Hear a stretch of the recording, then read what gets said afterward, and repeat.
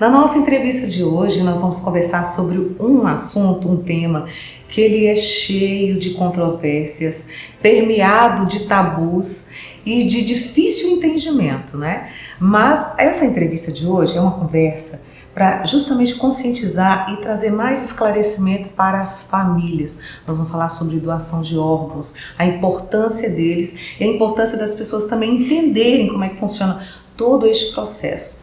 Nós estamos recebendo aqui no estúdio do ZUG o Sérgio Santos. Ele é psicólogo da Comissão de Infra-Hospitalar de Doação de Órgãos e Tecidos para Transplante do Hospital Márcio Cunha, Fundação São Francisco Xavier. Muito obrigada, Sérgio. Vou te chamar de Sérgio. Fique à vontade, por favor. Você falou que há uma diferença, né, de realização de transplante e captação de transplante de órgãos, não é isso? Então, o que o Hospital Márcio Cunha ele está adequado e apropriado a fazer? Então, o nosso hospital hoje ele tem instalado a comissão interhospitalar. O nosso objetivo é identificar pacientes que podem se tornar potenciais doadores de órgãos, tá? E o nosso hospital também ele é credenciado pelo Ministério da Saúde para realizar o transplante, né? No caso, hoje, nós trabalhamos com transplante de rins. É uma atividade que hoje está temporariamente suspensa, mas mantemos o credenciamento.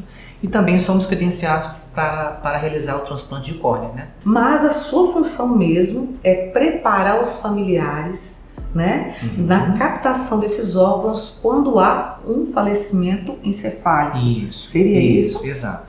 O nosso trabalho, a nossa comissão ela é composta, eu enquanto psicólogo, temos enfermeiros e médicos, tá? Então o nosso papel é identificar em todo o Hospital Márcio Cunha pacientes que possam ter o diagnóstico de morte cerebral ou morte encefálica, né?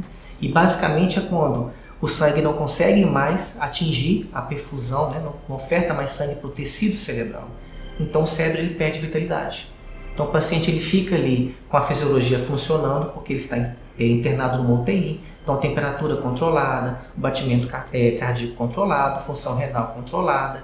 Então o nosso objetivo dessa comissão é ofertar para esse paciente e para essa família a confirmação ou não do diagnóstico de morte cerebral para que outros trâmites possam ser direcionados, né? E a dificuldade disso daí maior que a gente percebe é justamente a resistência da família num momento de luto, num momento assim de grande comoção, né?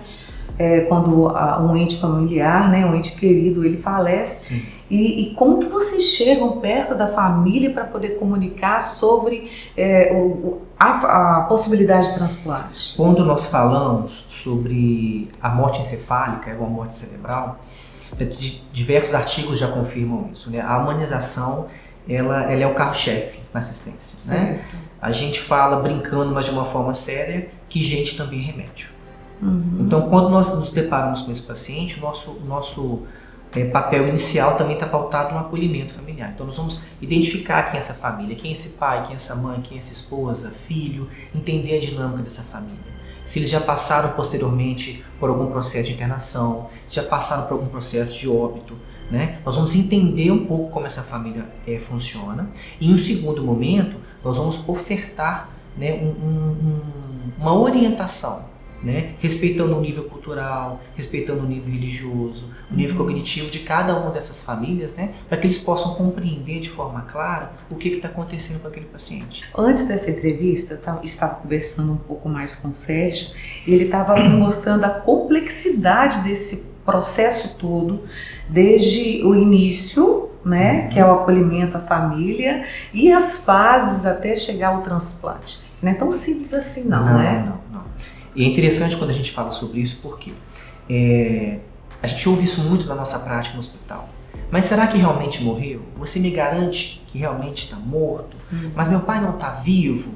Esse medo, ele existe. E é importante quando a gente tem um canal de comunicação para a gente poder orientar, né? Quando a gente fala de investigação de morte cerebral, a gente está falando de lei. Então existe uma lei que vai regulamentar todo o funcionamento. O Hospital Márcio Cunha, qualquer outro hospital que esteja com o paciente internado, não pode realizar essas ações por livre vontade, vamos assim dizer, né? Então existe uma resolução do Conselho Federal de Medicina que vai regulamentar as nossas ações E o Estado, através do MG Transplantes, manda para a gente uma equipe que vai dentro do nosso hospital fiscalizar todas as nossas ações. Ou seja, não é qualquer médico que está no hospital que pode realizar essa Não. captação, esse transplante, não é isso. Exatamente. Tem que estar credenciado para fazer isso. Os profissionais que atuam diretamente nesse diagnóstico, eles realizam um curso e recebem um certificado, tá? Onde eles podem fazer a avaliação do paciente e assinar um documento confirmando, né, a ausência de respostas neurológicas. E através do MG Transplantes, que a sede fica em Belo Horizonte, então os médicos reguladores, eles recebem essa documentação, eles vão acompanhando todo o nosso trabalho em tempo real. E eles vão checando, esse médico está habilitado para fazer, o diagnóstico está aprovado. Mas você estava até dizendo, até explicando que às vezes pode ser até um doador, possível doador, Sim. mas se ele apresentar algum tipo de doença, um histórico de doença, ele não pode doar. Não pode. Nós realizamos vários exames do paciente, né? Inclusive exames de sangue, onde nós podemos identificar doenças infecto-contagiosas, né? Então, se o paciente ele tem Chagas, ele tem HIV, hepatite, outras doenças também que nós analisamos, que os médicos analisam, né? E esse exame vir resultado, esse paciente ele pode, mesmo a família autorizando a doação, manifestando o desejo dessa doação, ele apresentando essas condições clínicas positivas, automaticamente ele se torna um não doador, ele é contraindicado para a doação de órgãos. Sérgio, eu queria te fazer uma pergunta também sobre as recusas dos familiares. Tem algumas influências, né? Alguns motivos que a família recusa, principalmente a religião, Sim. ela interfere muito, né? Então, hoje, mesmo com esse acesso, toda a informação que a gente tem, ainda há muita recusa? Sim, nós temos um número considerável sim, de recusas, né? O que nós observamos de uma forma geral na nossa assistência?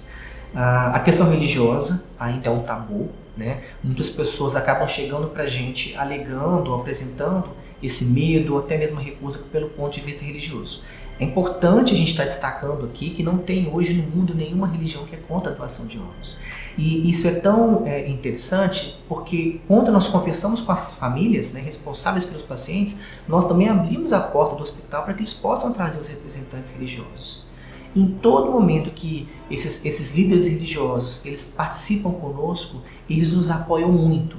Respeitamos todos nós o desejo da família, mas eles, munidos do conhecimento da religiosidade, né, da religião e da crença de cada um, eles utilizam o conhecimento deles para poder, justamente, olha, família, isso é o amor ao próximo, e eles vão trazendo as crenças, né? Então eles nos ajudam muito no contexto de mostrar para essas famílias que não existe um certo e um errado.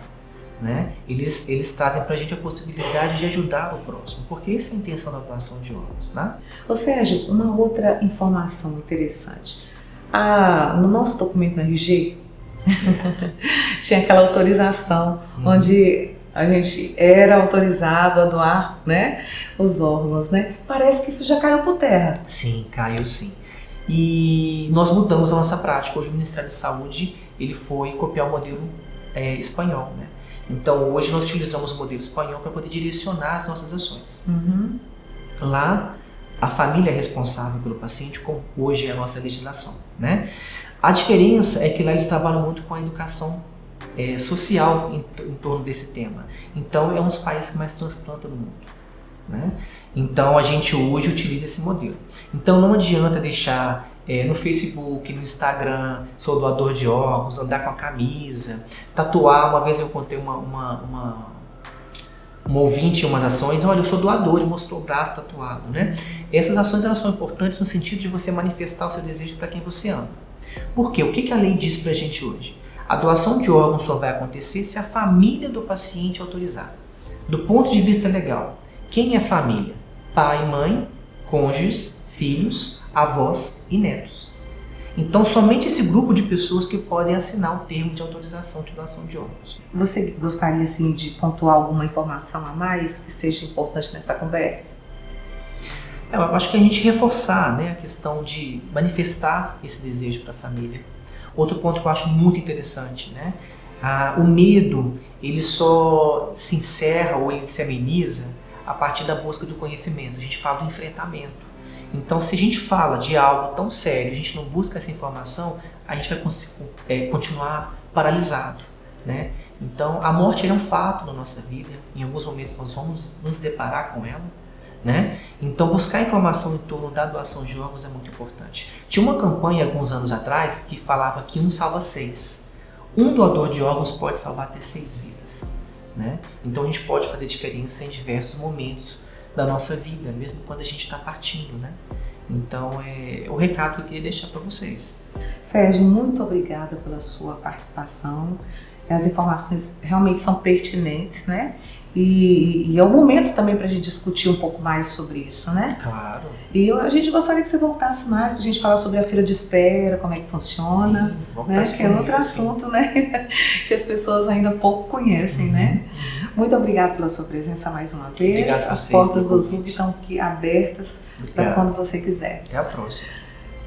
Siga as nossas redes sociais, Zoom o conteúdo o tempo todo.